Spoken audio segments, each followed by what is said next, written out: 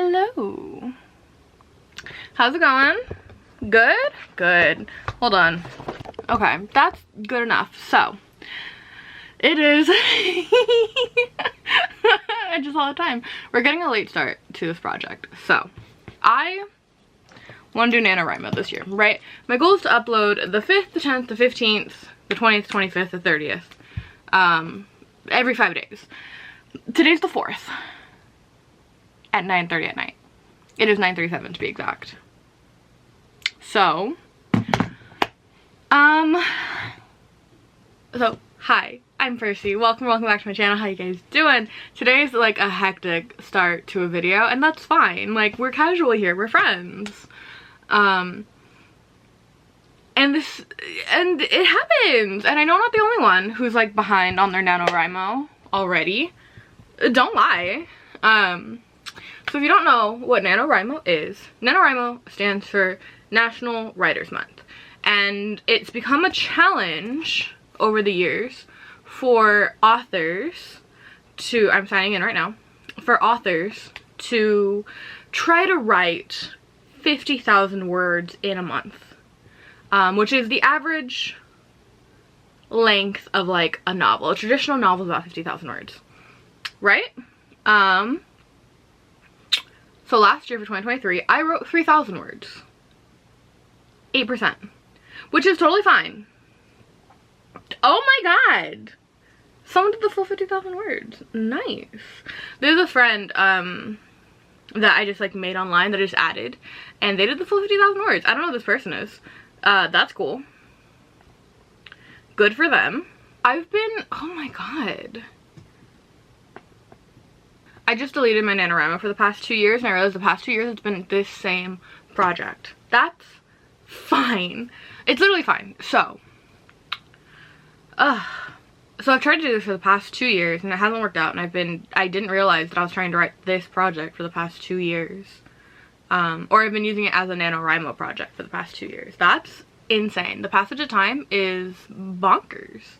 Anyway, all that aside, I wanted to do NaNoWriMo with you guys this month. And now that I'm videotaping it, you guys are holding me accountable. And hopefully we're gonna try a few different styles of videos. Maybe, you know, some more in-depth write with me's. Today's a hectic start, and that's totally fine. But I do want to stick to this every 5-day update situation, right?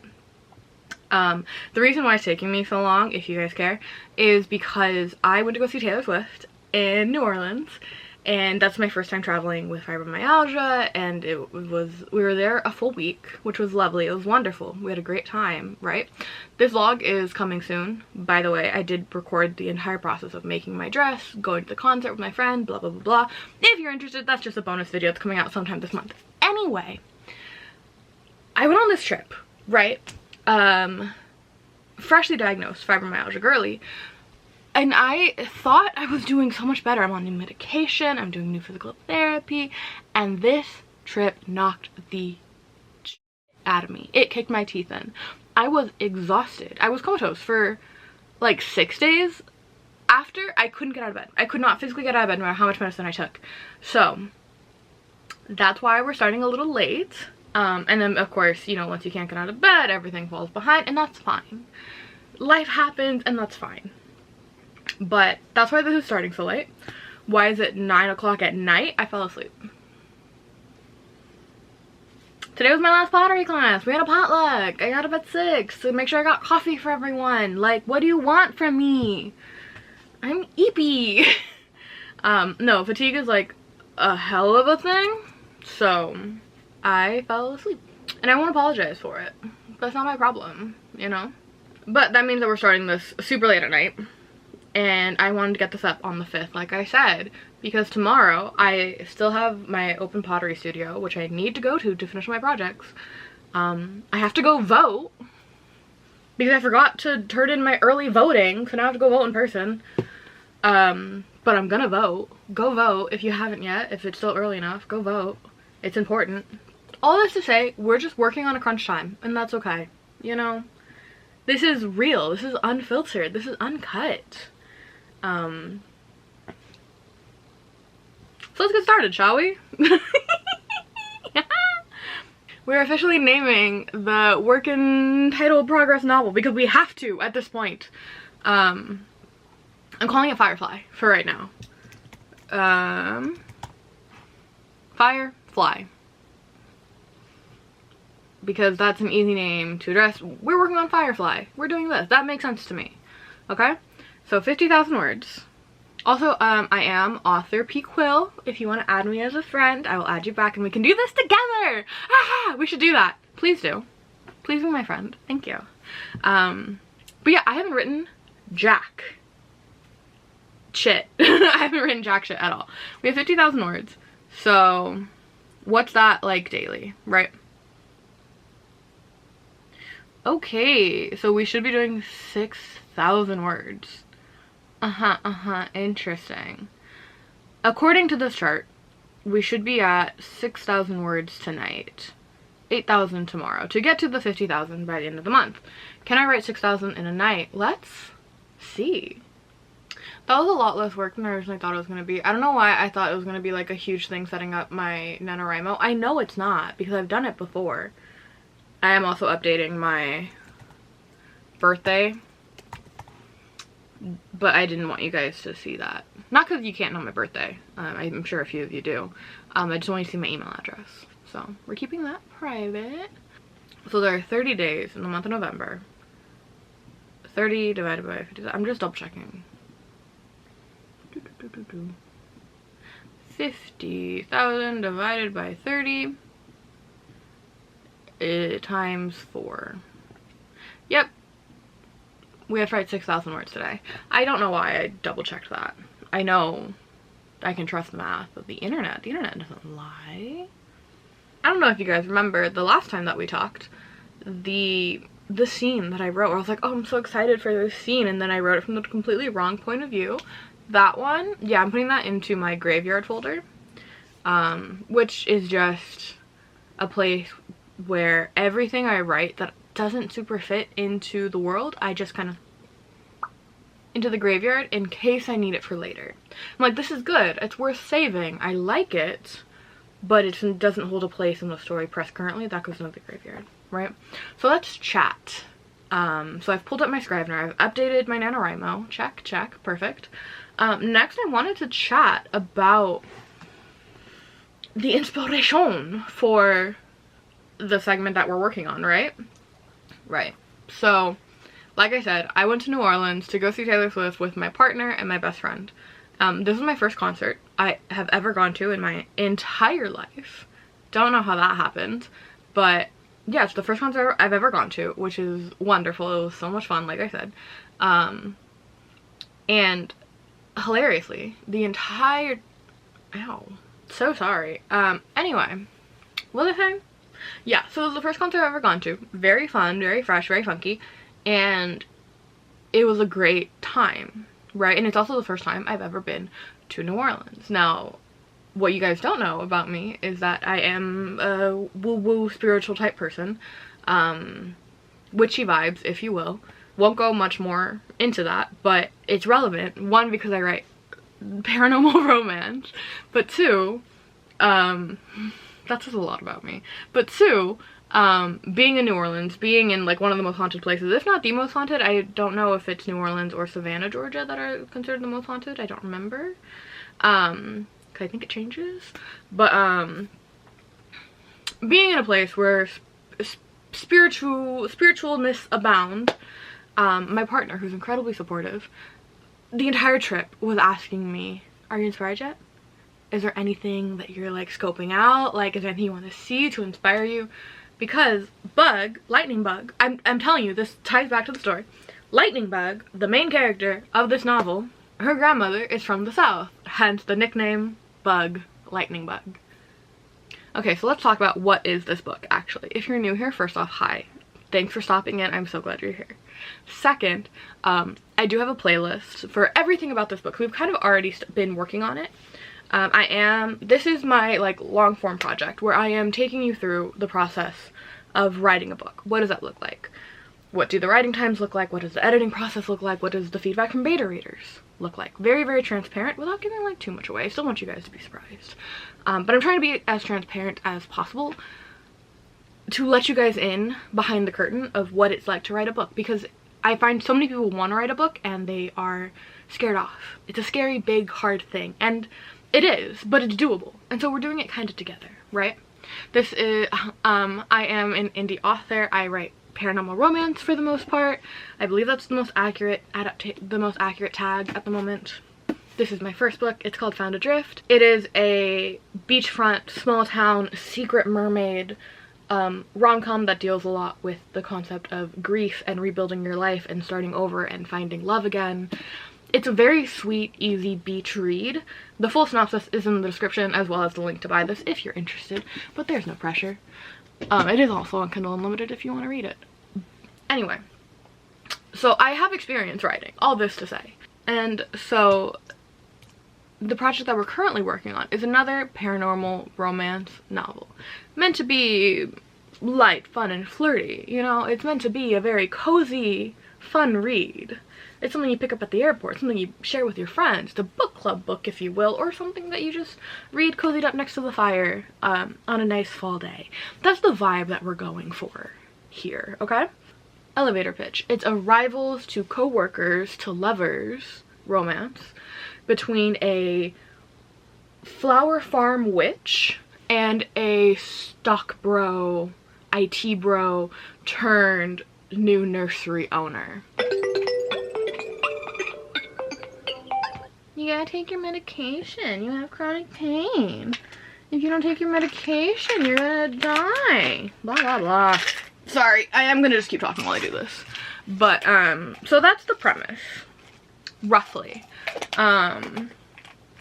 Another important player to this is the sister. So the witch is named Clementine Lightningbug Desjardins, and the love interest is named Orson Hawthorne. Orson has a sister. Her name is Briar Hawthorne, and she's my favorite. And those are our three main characters. And to give you a quick rundown on all three of our main characters, Briar is Orson's big sister. She is headstrong, she's pregnant, and she's a wild card, okay? Orson, big old teddy bear, hence Orson, meaning bear. Perhaps a touch of autism, perhaps a little stoic, but he's just a guy. He's just a guy. He's just a guy with a big heart, you know? He's just a guy. He's a guy with a big heart and, you know, a very smart brain, but a little brain. He's a little dumb, and I love him. I love him, okay? Be nice to him. And then we have Clementine Lightningbug, who I just call Bug. Her nickname is Bug, and I love her. Oh my god, do I love her. But she is a, like, multi-generational, nature witch. Her affinity is light, hence Lightning Bug, who has lived in the town of Pinewood for the past about 5 years after she took over for her grandma for being the town witch. Okay? And that's all that we're really gonna give away.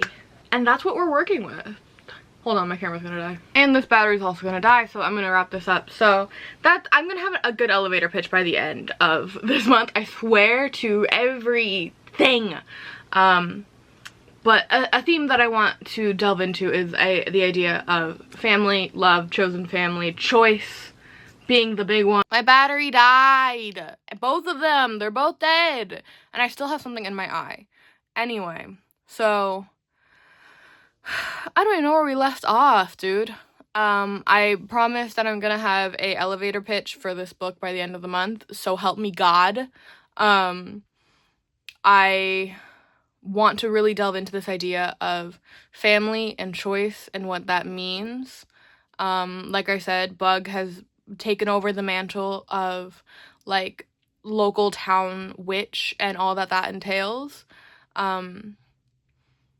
And, you know, what does she choose to make with her life having taken over that mantle, and especially taking that over at, like, 25? How does that impact the rest of her life? Briar is also there by choice. So Briar is pregnant, like I said, father not in the picture. And she has run away to start over her life. Again, the idea of choice and what does that mean, and why did she run, and why is she pregnant, how did that happen, etc., etc. And then Orson, why the hell is he there? I know. but you don't, not yet. We're not there yet.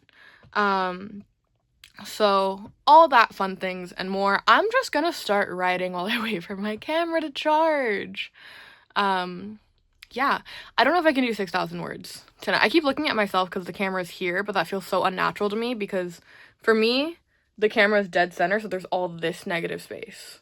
All over here is negative space, so it feels so unnatural to me. But I'll look at you. Hi, how's it going? But, yeah, I have no idea if I'm gonna be able to write 6,000 words tonight because filming has taken so long because I can't find any of my equipment. Because again, I went on a trip and I tried to take my camera with me and it didn't work out. Blah blah blah blah.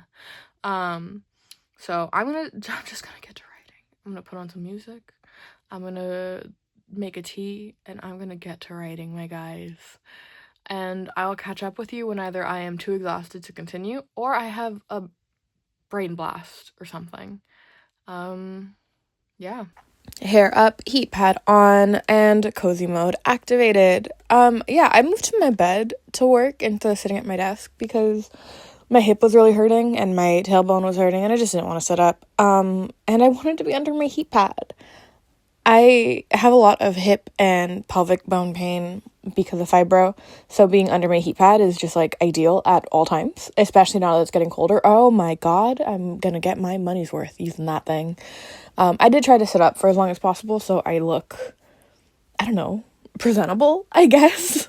Ignore the wicked bucket of popcorn. My brother brought that home for me, and so I was snacking while working, but I cut all that out because I don't want you to see me eat. But yeah, I do eventually just get cozy, and I just get more and more cozy as this clip goes on as I work. Not as cozy as Seamus, obviously. But yeah, I realized I never got a chance to actually finish my thought earlier. I kept bringing up the trip and Taylor Swift specifically. Well, this is why. I'm dancing to the song Willow there, and ironically, the thing that started up my creative juices was the Taylor Swift concert during the song Willow, where she brings out all of the witches and they're dancing with the golden orbs and the dun dun dun dun. If you are not a Swiftie, if you're not in the fandom, or even if you are and you don't watch live streams, on the European leg of the tour, it got really popular to bring in orange or yellow balloons during that segment and put your camera flashlight up to the balloon because the bracelets don't light up because you wear bracelets during the concert. They don't light up during that song except for the beat drops. And so it got really popular for people to bring these balloons, light them up, and to dance with the dancers. It's very sweet. And while it's not as popular as it was in Europe because people got wise to latex allergies being a thing, people do still bring in balloons. In my heart, they're latex-free balloons.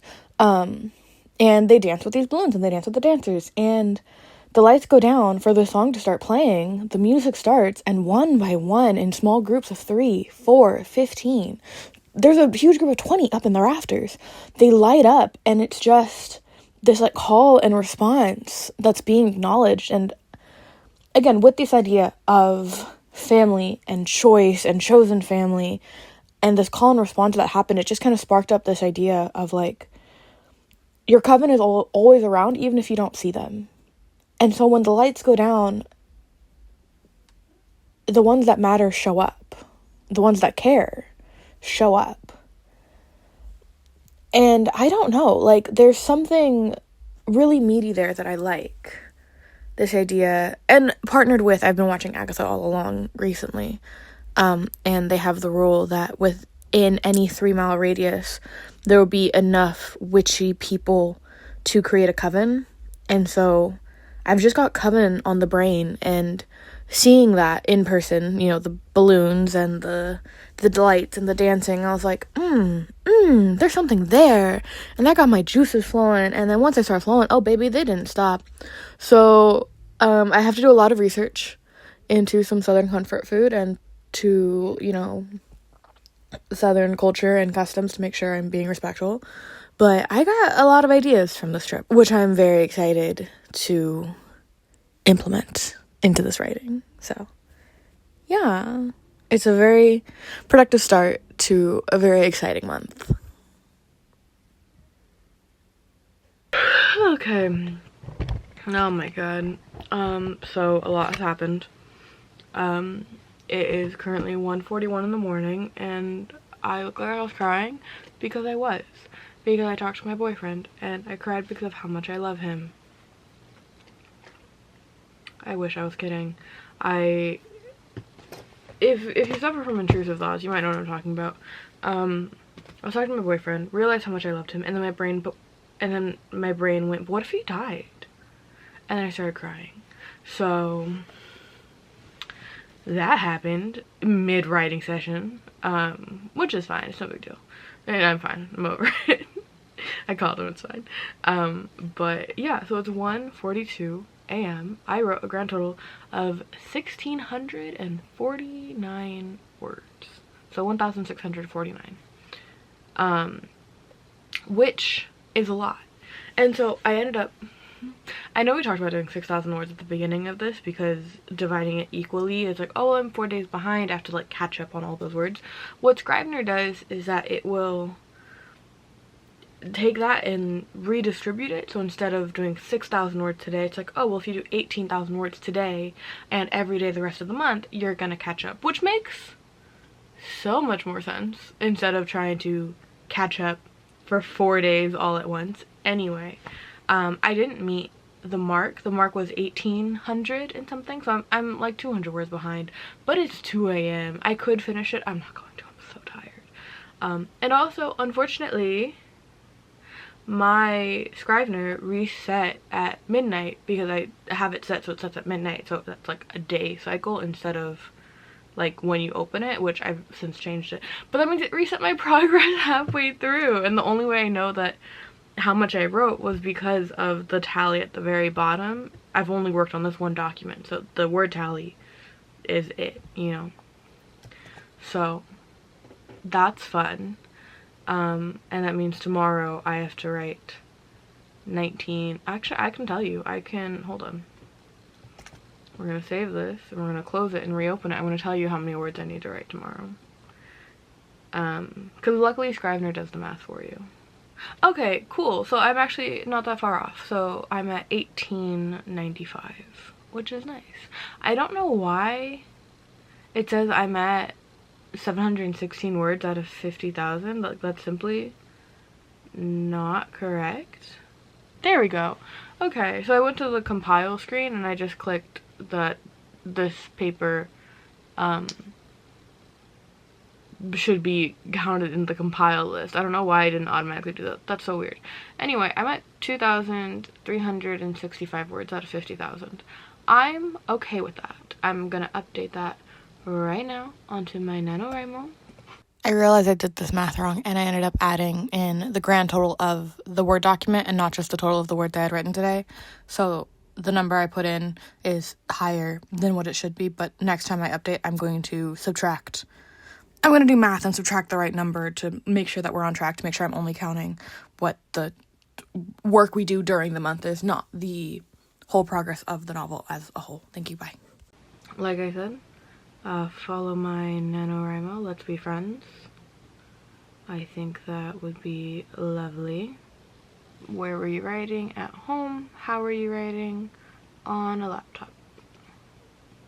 And I started at 10:47 and ended at 1:47. We're going to update the progress. 5%.